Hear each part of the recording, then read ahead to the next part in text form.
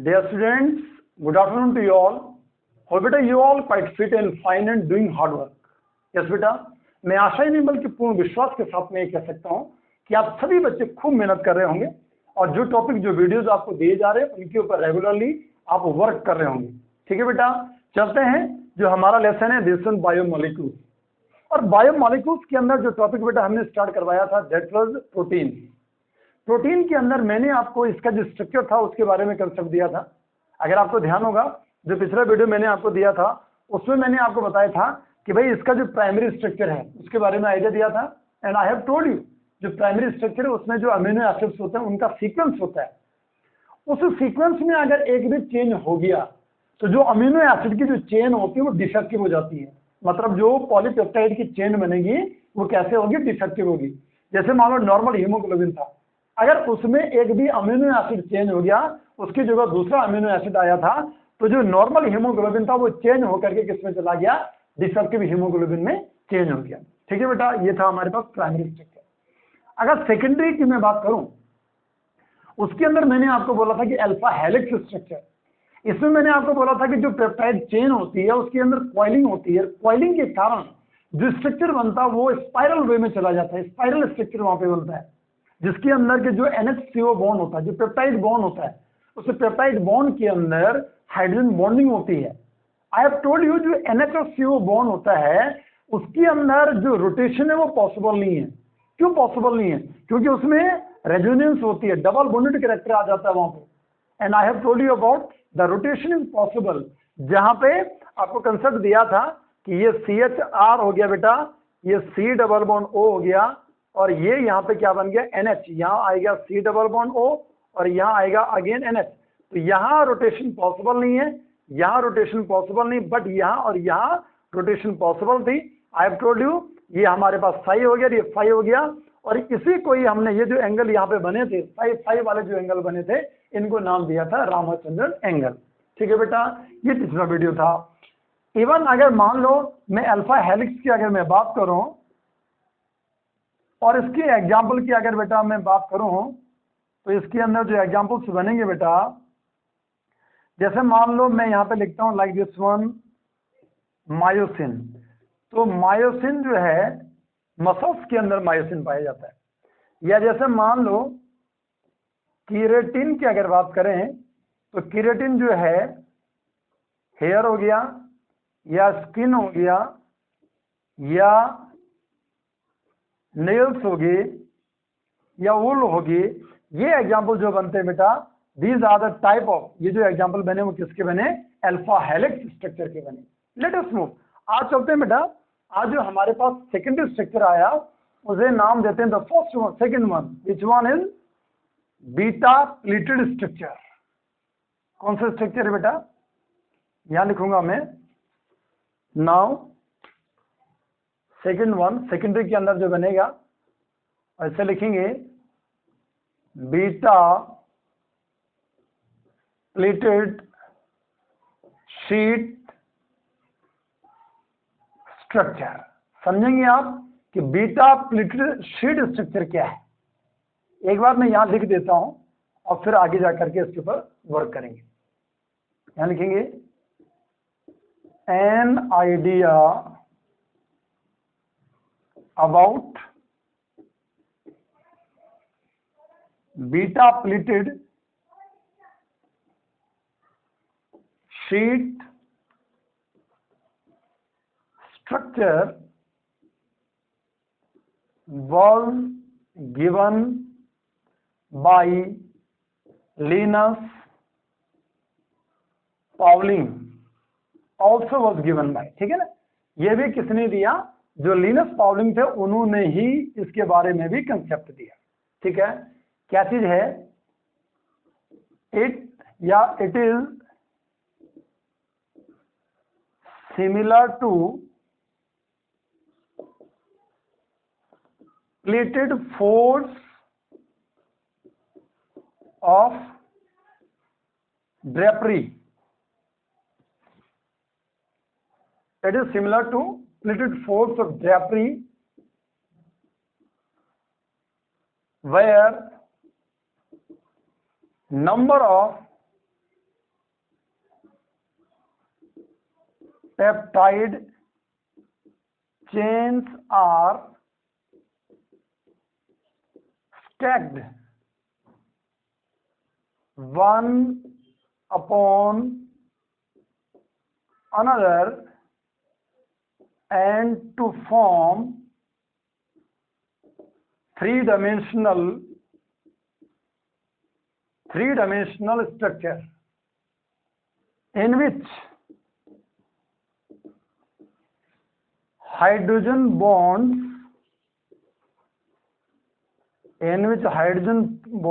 are present। ठीक है बेटा, ध्यान से सुनेंगे क्या बोला गया है। क्या बताया गया कि इसके बारे में बीटा प्लेटेड शीट स्ट्रक्चर के बारे में जो आइडिया दिया वो किसने दिया? लिनस पाउलिनी ने ही दिया। और इन्होंने बोला कि ये जो स्ट्रक्चर होता है ये किसके जैसा होता है? जो ड्रैपरी होती है, कर्टेन्स जिन्हें आप नाम दे रहे हैं, या पर्दे, जैसे मान लो रूम के अंदर जो पर्दे होते हैं उनकी मैं बात कर रहा हूं, या उनके अंदर जो प्लेटेड फोर्स होती हैं। ठीक है बेटा, इसका आइडिया मैं आपको दे रहा हूं कि जैसे मान लो लाइक दिस वन, हम अगर मान लो कर्टेन की अगर मैं बात करता हूं तो कर्टेन के अंदर ऐसे करके ये फोर्स आप देखते होंगे, ऐसे करके ये फोर्स होते हैं बेटा। ठीक है बेटा, इसे क्या नाम दिया? Pleated. These all are pleated folds of drapery.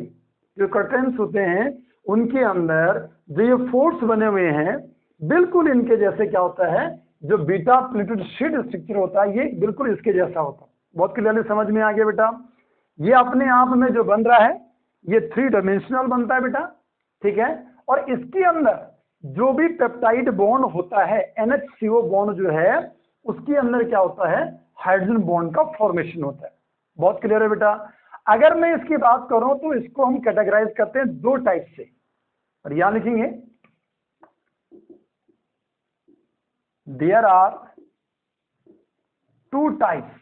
इसके दो टाइप बनते हैं। एक तो बनता है बेटा दिस वन पैरेलल। पैरेलल किस कंडीशन में बोलेंगे? When two polypeptide chains run in the same direction। that is करके लिखूंगा when the n terminal of one polypeptide chain are in the same direction of adjacent polypeptide chain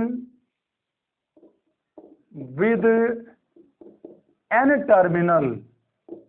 ध्यान से सुनेंगे बेटा क्या बोला गया कि अगर मान लो हमारे पास पैरेलल जो बीटा प्लेटेड शीट स्ट्रक्चर बनेगा उसमें क्या होगा कि एक तो पैरेलल टाइप की बनेगी।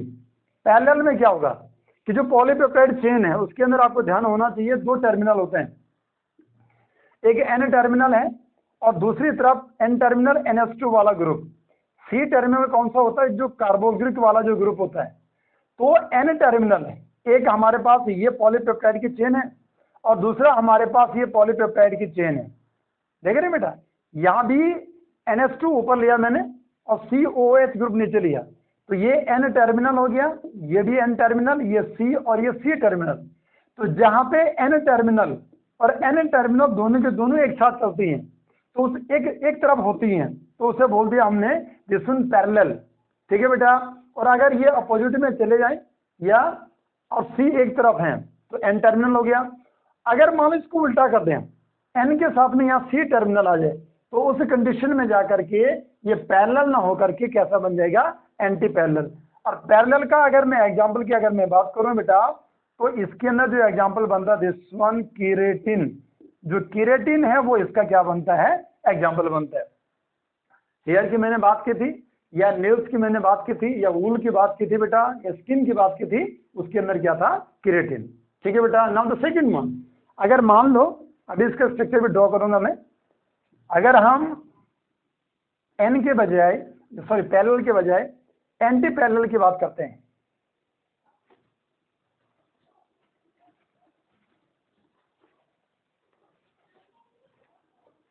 Now anti parallel, anti parallel में क्या होगा, व्हेन टू पॉलीपेप्टाइड, ध्यान रखेंगे टू पॉलीपेप्टाइड जो होती हैं इन्हें बोला जाता है टू एडजेसेंट बेटा, ध्यान रखेंगे, when two adjacent polypeptide chains run in opposite direction, अगर इनकी डायरेक्शन क्या होगी, अपोजिट होगी, मीन्स दैट इज करके क्या लिखेंगे, N terminal with C terminal, बहुत ज्यादा लिखवाने की जरूरत नहीं है अब इसमें, N terminal with C terminal, जहां एन टर्मिनल और सी टर्मिनल एक साथ रहेंगे। ठीक है बेटा, that's why this one is called anti parallel. और इसका जो एग्जांपल बनता है, this one silk fibroin protein बेटा इसके अंदर आता है। ठीक है बेटा, ये नोट करो आप, this one is anti parallel, करिए बेटा नोट।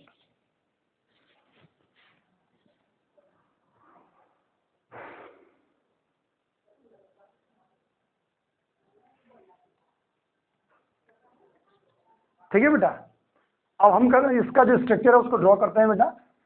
नाउ बीटा प्लेटेड जो बनेगा उसका स्ट्रक्चर अगर ड्रॉ करें बेटा, कैसे बनेगा, ध्यान से देखें बेटा, इसे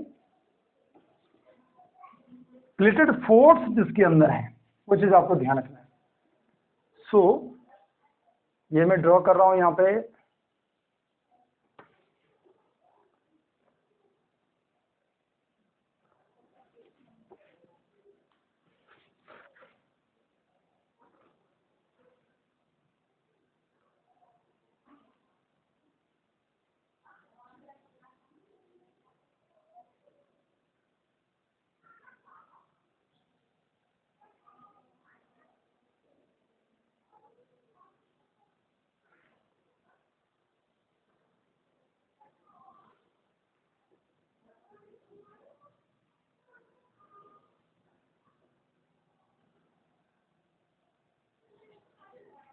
ये बेटा ऐसे करके बना दिया।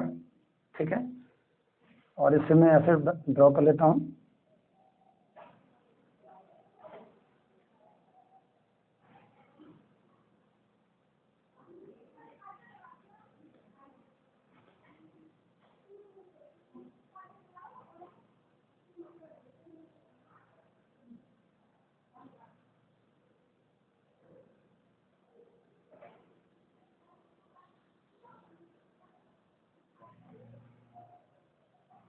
ठीक है बेटा, ऐसे बना दो, चाहो एक और लेयर बना देते हैं।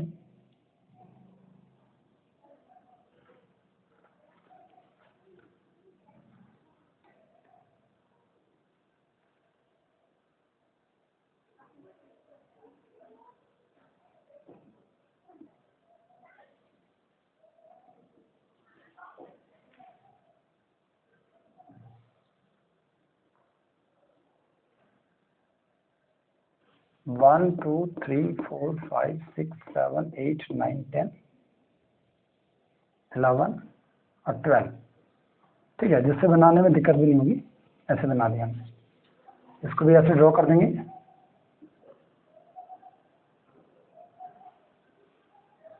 थोड़ा आगे पीछे हो सकता है, ये कोई इतनी बड़ी बात नहीं है, लेकिन आप समझे इसको कि क्या क्या हो रहा है इसके अंदर।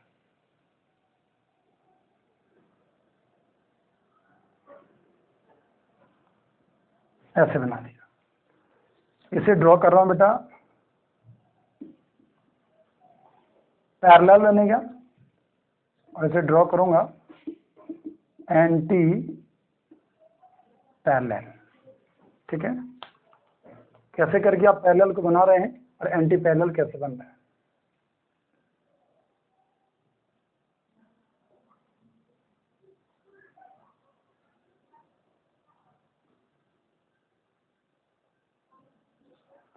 यहाँ CHR था, इसके ऊपर CH से पहले क्या होगा, ये मैं यहाँ ड्रॉ करके आपको दिखाता हूँ, इतना समझ में आ जाएगा तो कोई दिक्कत नहीं होगी। मतलब जैसे मान लो हमने क्या लिखा, NH लिखा, NH के बाद लिख दिया CH, और CH के बाद लिख दिया हमने C डबल बॉन्ड O। ऐसे करके ही आपको इसे ड्रॉ करना है, ठीक है बेटा, ध्यान देंगे। और अगर मान लो NH आ गया तो NH के बाद आप फिर क्या लिखेंगे, इधर की तरफ जो आएगा यहाँ क्या चीज आएगी बेटा, this one C double bond O, ये ऐसे करके ड्रॉ करेंगे। C डबल बॉन्ड O आ गया तो इधर क्या आ गया बेटा, दिस वन NH। तो ये चीज आपको रेगुलरली ऐसे ही ड्रॉ करना है।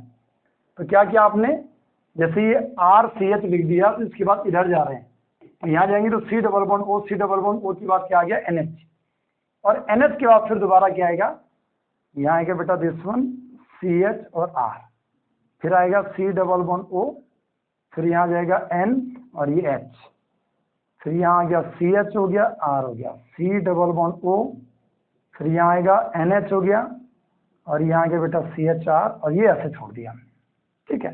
बिल्कुल यहाँ ऊपर जो आएगा बेटा उसे बोलेंगे this one N terminal, N terminal यहाँ पर आएगा। इधर नीचे जो आएगा यहाँ पे उसे बोलेंगे दिस वन C टर्मिनल, ठीक है। अगेन बिल्कुल ऐसे ही करेंगे, ये आ गया CH हो गया, R हो गया, इसके बाद C डबल बॉन्ड O, इसके बाद ये NH के बाद ये CHR हो गया, यहाँ C डबल बॉन्ड O आ गया, ये NH आ गया बेटा, CH के बाद ये R आ गया, C डबल बॉन्ड O आ गया, इसके बाद ये NH आ गया, NH के बाद CHR आ गया, और फिर ये लाइन हमने ऐसे करके ड्रॉ कर दी। यहाँ आएगा again this one N terminal, इधर आ गया बेटा दिस वन C टर्मिनल, ठीक है, ये ऐसे करके ड्रॉ कर दिया। अब होता क्या है कि ये जो O और ये H है, ऑक्सीजन के ऊपर इलेक्ट्रोनेगेटिविटी ज्यादा, पार्शियल नेगेटिव, हाइड्रोजन के ऊपर पार्शियल का पॉजिटिव, इन दोनों के बीच में जो बॉन्ड बना हाइड्रोजन बॉन्ड, यहाँ O नेगेटिव हो गया, H क्या बना, पॉजिटिव, इन दोनों के बीच में हाइड्रोजन बॉन्ड, ये पार्शियल का नेगेटिव, ये पार्शियल का पॉजिटिव, यहाँ जो बना हाइड्रोजन बॉन्डिंग ऐसे करके ड्रॉ कर दी, ठीक है बेटा। तो ये जो स्ट्रक्चर बना वो कैसा बना, पैरेलल बना। और किसके अंदर एग्जाम्पल बना बेटा इसका, कीरेटिन, ठीक है बेटा, हेयर के अंदर या नेल्स के अंदर या वूल के अंदर या स्किन के अंदर ये बनता हमारे पास डिस्टेंस पैरेलल। दूसरा बनेगा एंटी पैरेलल। एंटी पैरेलल का ये वाला पार्ट तो सेम रखो भाई, ये ऐसे लिया, CH के साथ में ये R आ गया, फिर C double bond O, NH, CH के बाद R, C double bond O, ठीक है। इसके बाद फिर यहाँ से ये NH हो गया, फिर NH के बाद CH और R हो गया, C डबल बॉन्ड O आ गया, C डबल बॉन्ड O के बाद NH आएगा, NH के बाद CHR हो गया, अरे ऐसे ड्रॉ कर दिया। बिल्कुल ये वाली लेयर हम सारी उठा के यहाँ लिया। देखो आप यहाँ लिखा बेटा दिस वन N टर्मिनल, यहाँ लिखेंगे बेटा दिस वन C टर्मिनल, ये ऐसे करके आपने ड्रॉ कर दिया। अब हम इसे C टर्मिनल को ऊपर ले जाते हैं। जैसे हम इस C टर्मिनल को ऊपर ले गए बेटा तो इस लाइन को ऐसे ड्रॉ करेंगे, और ये जो CH था जब इसको ऊपर ले गए हम ऐसे करके, तो ये वाला पार्ट ऐसे करके आ गया, ठीक है बेटा। ऐसे करके इधर क्या आएगा, ये वाला आएगा, ये NH सामने पे आ जाएगा, CO और NH सामने आ गई, फिर आएगा C डबल बॉन्ड O ऐसे लेंगे, फिर आएगा CH के साथ में ये R सामने आ गया, फिर आएगा बेटा दिस वन, ये NH इधर के लिए आ गया, फिर आएगा C डबल बॉन्ड O आ जाएगा बेटा, फिर आएगा दिस वन CHR आ गया, फिर आएगा ये NH आ गया, फिर आएगा C डबल बॉन्ड O आ गया, फिर आएगा CH के साथ में R, और फिर ये ऐसे करके आ जाएगी। इधर लिख दिया बेटा हमने दिस वन N टर्मिनल, उल्टा कर दिया हमने, एंटी पैरेलल बोल दिया, और यहाँ लिख देंगे बेटा दिस वन C टर्मिनल, कैसे लिख दिया, C टर्मिनल। अब ये अपने आप में कैसा हो गया, एंटी पैरेलल। इसे क्या बोला हमने, इसका एग्जाम्पल क्या लिया, दिस वन सिल्क फाइब्रोइन, जो प्रोटीन है उसके अंदर एंटी पैरेलल वाला जो स्ट्रक्चर है वो पाया जाता है। तो आपको समझ में आ जाना चाहिए कि बीटा प्लेटेड जो स्ट्रक्चर बना वो बीटा प्लेटेड शीट स्ट्रक्चर कैसे बना। ठीक है बेटा, मतलब जो हमारे पास जो प्लेटेड जो फोल्ड्स होते हैं ड्रैपरी के, कर्टेन्स के, ठीक है, या जो मैंने आपको ये कंसेप्ट दिया, अगर आप इसको ऐसे करके ड्रॉ करेंगे बेटा, ठीक है बेटा, ऐसे करके अगर आप इसे ड्रॉ करना चाहते हैं तो बिल्कुल जो मैंने बनाया है वो बिल्कुल ऐसे बनाया। और इसमें मैंने क्या किए हैं कि जो ये अमीनो एसिड की या जो पॉलीपेप्टाइड की चेन है उस पॉलीपेप्टाइड की चेन को मैंने ऐसे करके अरेंज किया। तो आशा करता हूं कि आपको बहुत क्लियरली ये जो कंसेप्ट है वो समझ में आया होगा, बीटा प्लेटेड के नाम से जो जाना जाता है। ठीक है बेटा, लेट अस मूव। ये था बेटा हमारे पास दिस वन सेकेंडरी स्ट्रक्चर। अच्छा, सेकेंडरी स्ट्रक्चर के बाद अब चलते हैं बेटा, अब जो नया स्ट्रक्चर आएगा, थर्ड नंबर जो बनेगा उसे बोलेंगे दिस वन टर्शरी, और फोर्थ नंबर बनेगा क्वाटरनरी। टर्शरी और क्वाटरनरी इतने बहुत ज्यादा इंपॉर्टेंट नहीं है बेटा, थोड़ा थोड़ा सा कंसेप्ट है वही मैं आपको बता रहा हूँ, ना ही इनका कोई बहुत ज्यादा डिटेल हमारे पास में है। ठीक है, हमारे सिलेबस के अंदर जितना है वही मैं इंक्लूड करके आपको दूंगा। ये हम बायो नहीं पढ़ रहे हैं, यहाँ पे हम केमिस्ट्री पढ़ रहे हैं, तो केमिस्ट्री में इसका डिटेल इतना ज्यादा नहीं है। सो लेट अस मूव, हम पढ़ते हैं बेटा now the third one, this one tertiary structure.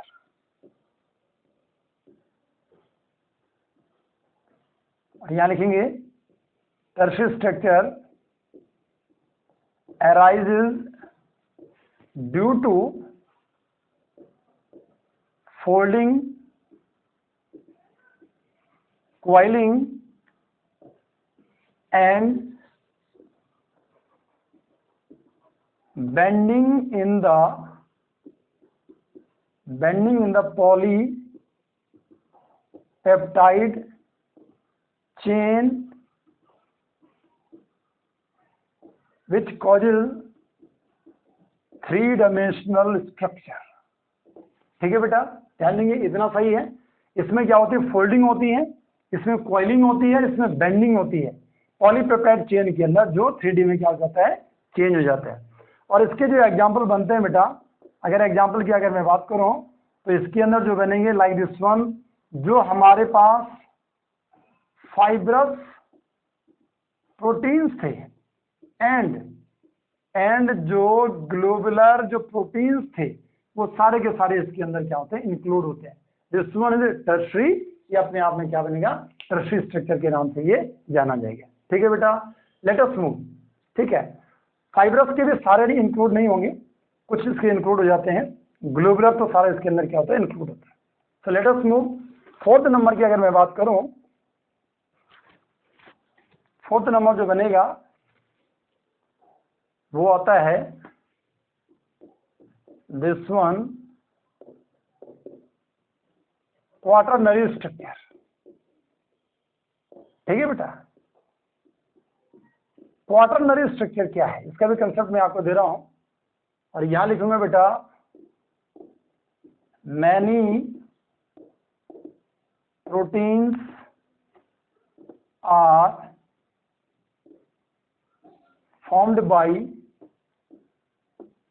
formed by single polypeptide chain, but there are number of proteins which are formed by the assemblies of two or more than two polypeptide chains which forms number of subunits or protomers। ठीक है बेटा, these protomers or subunits may be same or different। ठीक है बेटा, क्या लिखेंगे? दे show non covalent, दे show non covalent bond like, यहां लिखेंगे बेटा इलेक्ट्रोस्टैटिक फोर्स ऑफ अट्रैक्शन, या यहां लिखेंगे बेटा हाइड्रोजन बॉन्डिंग, या यहां लिखेंगे like this one weak van der Waals forces. ठीक है बेटा, ध्यान देंगे ये ऐसे करके इनके अंदर क्या बनते हैं, मतलब नॉन कोवैलेंट बॉन्ड बनता है, जिसे मैंने क्या बोल दिया? इलेक्ट्रोस्टैटिक फोर्स बोल दिया, या जिसे हमने क्या बोल दिया?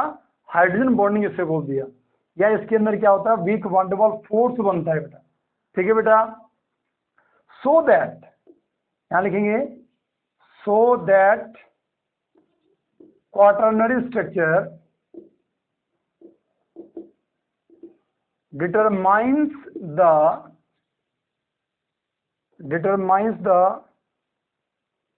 arrangement of सब यूनिट्स।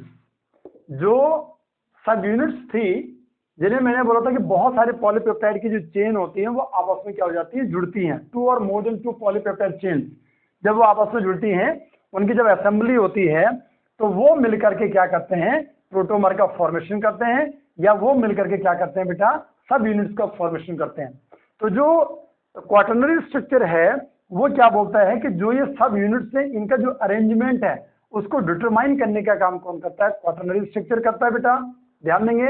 और अगर मैं इसका एग्जांपल अगर मैं आपको बोलूं तो इसके अंदर जो एग्जांपल बनता है this one haemoglobin is the example of the quaternary structure. तो ये था बेटा हमारे पास जो प्राइमरी सेकेंडरी टर्शियरी क्वाटरनरी जो स्ट्रक्चर्स हैं उनका कंसेप्ट मैंने आपको दिया। आशा करता हूं कि जितना भी जो हमारे पास प्रोटीन वाला टॉपिक था वो आपको बहुत क्लियरली आपको समझ में आ गया होगा। क्लासिफिकेशन आपको बताया, स्ट्रक्चर आपको बता दिया। लेट अस मूव, अब चलेंगे न्यूक्लिक एसिड के ऊपर जो कंसेप्ट होगा, वीडियो होगा, वो अगला वीडियो आपको देंगे। थैंक्स बेटा एंड गॉड ब्लेस यू।